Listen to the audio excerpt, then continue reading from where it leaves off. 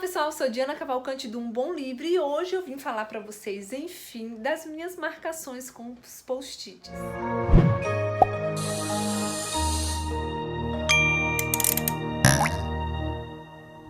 Todo mundo sabe que um bom leitor gosta mesmo de fazer marcações, ou nos próprios livros, ou em cadernos, enfim, anotações para deixar realmente marcado, registrado aquilo que foi relevante, importante, marcante das suas leituras. E eu já falei para vocês aqui que eu faço essas marcações nos próprios livros, né, nos meus livros. Então eu uso muito marcador mesmo, né, aquele marcador de riscar. Eu escrevo nos livros e uso muito o post-it, que para mim é o principal recurso, porque é ele que me direcionar a minha busca. Eu também já falei para vocês que antes eu não me controlava com relação à utilização dessa coisinha aqui. Eu colocava basicamente em tudo quanto era passagem, enchia o livro de post-it e aí não dava em nada, porque eu não conseguia achar aquilo que era realmente relevante. Mas com o tempo, com a experiência de leitura, né, enquanto leitora, e também a experiência de utilização do post-it me fizeram usar um pouco mais e hoje eu consigo marcar bem os meus livros, inclusive com as legendas que eu atribuo a cada cor de post-it. Então eu vou mostrar para vocês como que funciona. O primeiro que eu quero falar para vocês é do marcador roxo. Eu atribuo a cor roxa para fazer a marcação lógica da história, para fazer, por exemplo, a resenha para vocês.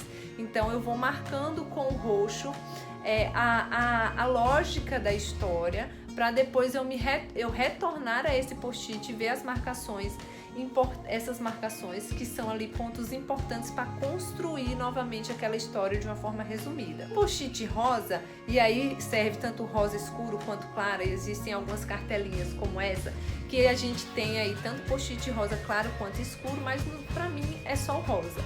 Então o rosa eu uso para marcar aquelas frases bem fortes, bem marcantes, que normalmente eu coloco lá no Instagram, nos stories ou em algum post que eu acho importante, bem relevante.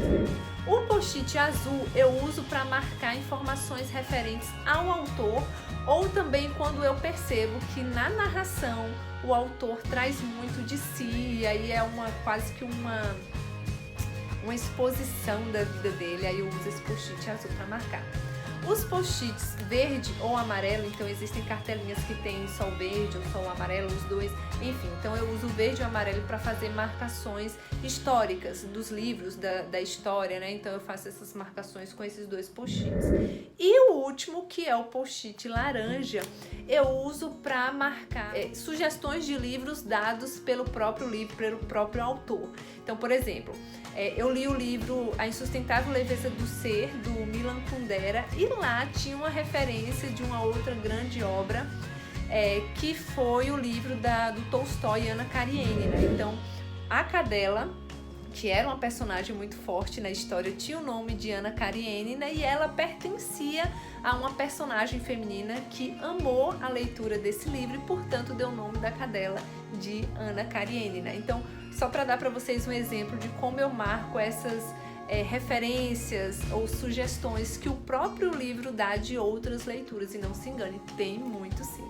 Então é isso, são essas marcações que eu faço. Espero que vocês tenham gostado. É claro que a cor fica a critério de cada um, mas eu acho que são pontos bem importantes, bem relevantes aí para serem registrados aí nos nossos livros. Então, um beijo e até mais.